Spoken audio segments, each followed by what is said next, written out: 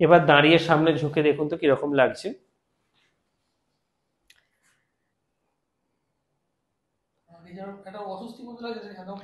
পারবেটা পুরো ফ্রি লাগছে।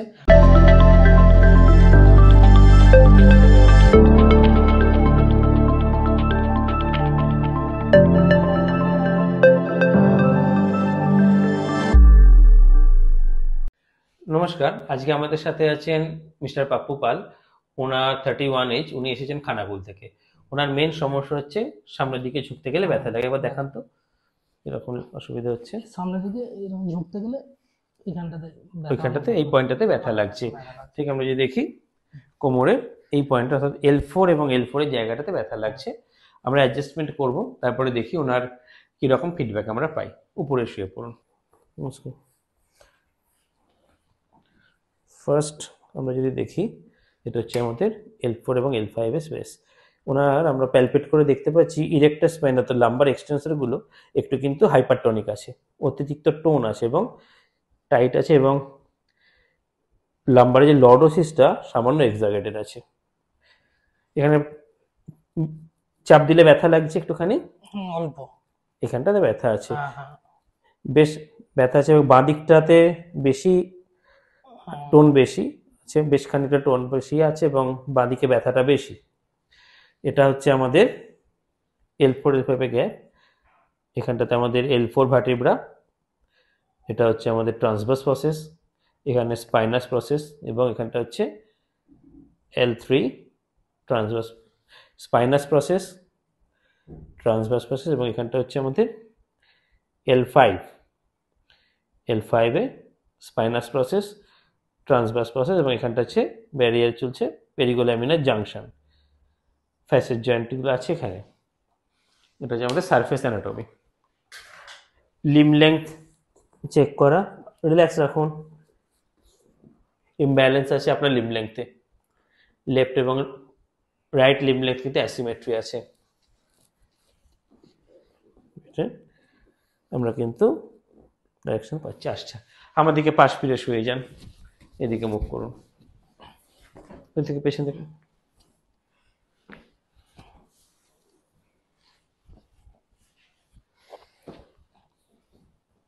পজিশন করি এবং আমি পেছন থেকে আপনি নিন, দেখতে পাবেন যে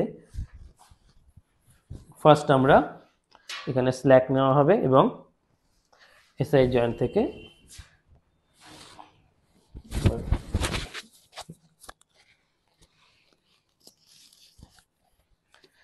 শ্বাস নিন, শ্বাস ছাড়ুন।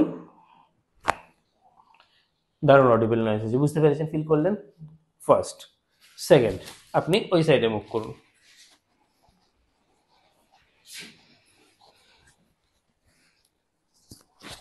হাঁটুটাকে সম্পূর্ণ বুকের দিকে নিয়ে আসুন, বাঁ দিকে একদম শরীর ঢিলা রাখুন। পারফেক্ট। সিমিলার আমার রাইট সাইডে এসআই জয়েন্টকে কিন্তু কারেকশন করব। শ্বাস নিন, শ্বাস ছাড়ুন। Perfect. Second audible noise. Last, উপরে শুয়ে যান, উল্টো হয়। স্যাক্রাম মোবিলাইজেশন খুব ইম্পর্টেন্ট পার্ট। স্যাক্রামকে মোবিলাইজ করলে খুব দ্রুত কিন্তু কোমরের ব্যথা কিন্তু আমাদের কমে যায়।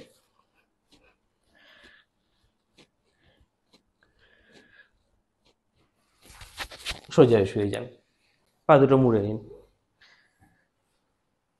রাইট এবং লেফট সোয়াস কিন্তু রিলিজ করতে হবে। হিপ জয়েন্টের ফ্লেক্সার খুব টাইট হয়ে যায়, এই সমস্ত ক্ষেত্রে হিপ ফ্লেক্সার টাইট হয়ে যায়, ব্যথা লাগে, একটু লাগবে। ডান পাটা সোজা করুন আস্তে আস্তে, আবার মুড়ুন, সোজা করুন, মুড়ুন, সোজা করুন, আবার মুড়ুন। Similar left leg. Hip flexor হচ্ছে সোয়াস মাসেল। এই সমস্ত যাদের লর্ডোসিস বেশি থাকে, সোয়াস কিন্তু খুব টাইট হয়ে যায়, এবং সোয়াসকে রিলিজ করা এবং তার সাথে গ্লুটসের অ্যাক্টিভেশনগুলো করা, এগুলো কিন্তু খুব ভাইটাল। আচ্ছা, কোনো সার্জারি ছিল হাঁটুতে বা অ্যাঙ্কেলে? হাঁটু বা অ্যাঙ্কেল যেটা কোনো অপারেশন ছিল? পারফেক্ট, রিল্যাক্স রাখুন। এবার হিপকে আমরা লং অ্যাক্সিস ট্র্যাকশন দেবো। রিল্যাক্স, রিল্যাক্স, উপরে শুয়ে যান, শ্বাস নিন, শ্বাস ছাড়ুন, দারুণ, শ্বাস নিন, শ্বাস ছাড়ুন, শ্বাস নিন, শ্বাস ছাড়ুন, শ্বাস নিন, শ্বাস ছাড়ুন। কারণ লাম্বারের সাথে থোরাসিকের ডাইরেক্ট কারেকশন, থোরাসিক স্পাইনে যদি পেন হয় আমাদের কিন্তু লাম্বার স্পাইনকে কারেক্ট করতে হয়। একবার উঠে বসুন পা ঝুলিয়ে। দেন এবার আমরা নেক অ্যাডজাস্টমেন্ট করবো। তার আগে দেখতে হবে যে আমাদের লিগামেন্টের স্টেবিলিটি টেস্ট কিরকম। হুট করে কিন্তু নেক অ্যাডজাস্ট করা যায় না, আমাদের অ্যাটলান্টো এক্সিয়াল জয়েন্টের স্টেবিলিটি চেক করতে হয়। অ্যালার লিগামেন্টের ঘাটটাকে ডান দিকে হেলান, পারফেক্ট, ঘাটটাকে বাঁ দিকে হেলান, স্টেবিলিটি প্রপার আছে, রিল্যাক্স, একদম রিল্যাক্স, রিল্যাক্স রাখুন।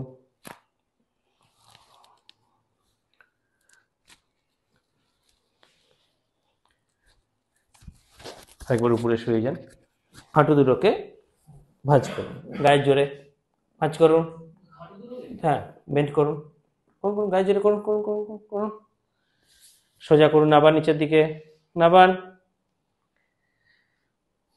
আবার মরুন, হাঁটু দুটোকে ভাঁজ করুন, গায়ের জোরে করুন করুন, গ্লুটস খুব উইক আছে, গ্লুটিয়াস, সোজা করুন, ভাঁজ করুন, গায়ের জোরে, সোজা করুন, শেষবার ভাঁজ করুন, সোজা করুন, নেমে আসুন। ওই পয়েন্টটা একটা আছে, একবার উপরে শুয়ে যান, ঠিক আছে, একবার উপরে শুয়ে যান, হাত দুটো পাশে রাখুন,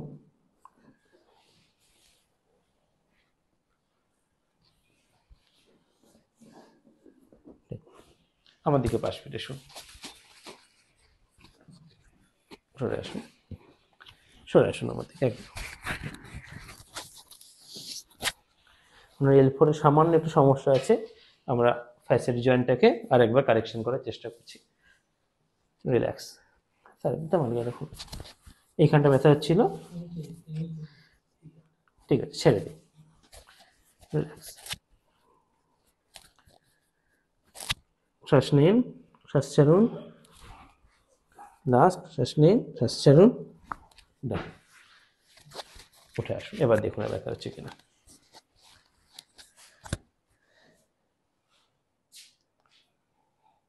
পুরোটাই উনি কিন্তু ফ্লোর রিচ করে গেছেন, ঠিক আছে, শেষ, শুয়ে পড়ুন সোজা হয়,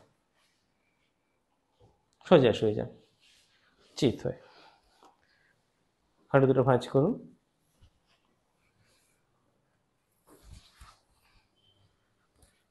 টান পড়ছে কোমরে,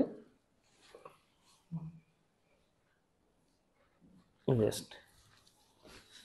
আর ডায়াফ্রামকে একটু রিলিজ করতে হবে, কারণ টাইপ ডায়াফ্রাম অনেক সময় কিন্তু আমাদের কোমরের ব্যথার খুব বড় কারণ হয়ে যায়। রিল্যাক্স, শরীর একদম ঠিক রাখুন, খুব টাইট হয়ে আছে। সিট আপ বা এই জাতীয় কিছু এক্সারসাইজ করতেন?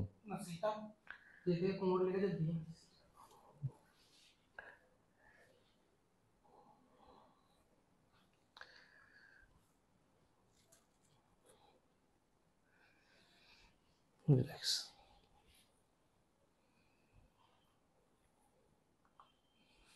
দেখুন তো এবার সামনে ঝোঁকে আর ব্যথা কিরকম লাগছে।